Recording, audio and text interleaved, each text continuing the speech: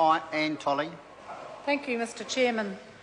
I'm pleased to take a call on this part 2 of the Alcohol Reform Bill, and I want to make it very clear that I'm standing here in this House speaking as the MP for East Coast, not as the Minister of Police. So I represent an area that runs from just south of Gisborne round to the end of the Matata Straits. It's an area that has a population that is 50-50 Māori Pākehā. It is an area that has a very young population. It's got the best surfing and the best beaches in the whole of New Zealand, I reckon, but unfortunately it also shares some pretty bad stats.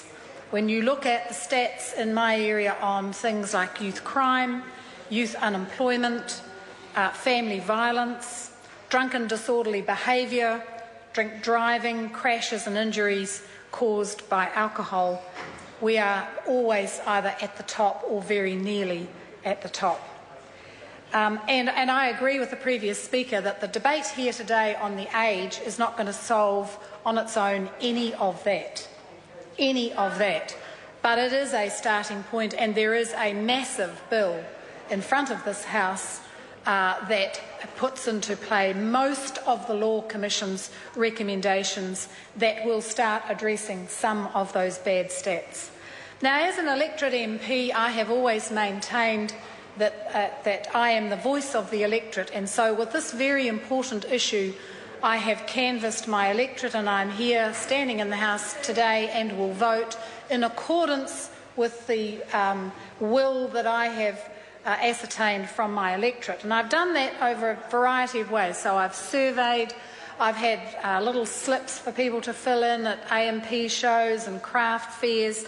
I've been out and talked with groups at every opportunity. I've met and talked with young people in the high schools and the students against drunk driving. I've talked to young people, I've talked to old people, I've talked to people wherever I can get hold of them and talk to them about alcohol and what they believe that the law of the land should be doing to help them as parents, as members of the community, as students address the issues around alcohol that cause so many of those bad stats. And of course everyone has a view, and almost united they are all concerned at the predominance of alcohol in our community. The predominance of it in the damage that is done with binge drinking, the damage that binge drinking causes young people. They get into situations where they are unsafe for themselves and for others. The number of driving accidents that are caused by alcohol, unwanted pregnancies that are caused by alcohol, our soaring sexually transmitted disease rates that are in part caused by alcohol, and of course the assaults and family violence that is caused by alcohol. So overwhelmingly, in fact, I think the response to my survey, we've had about 4,500 odd replies, and overwhelmingly 80 to 85% of the respondents in my electorate have said, please put the drinking age back to 20. 2020. Please put it back. And that includes, interestingly enough, young students who have said, please help us.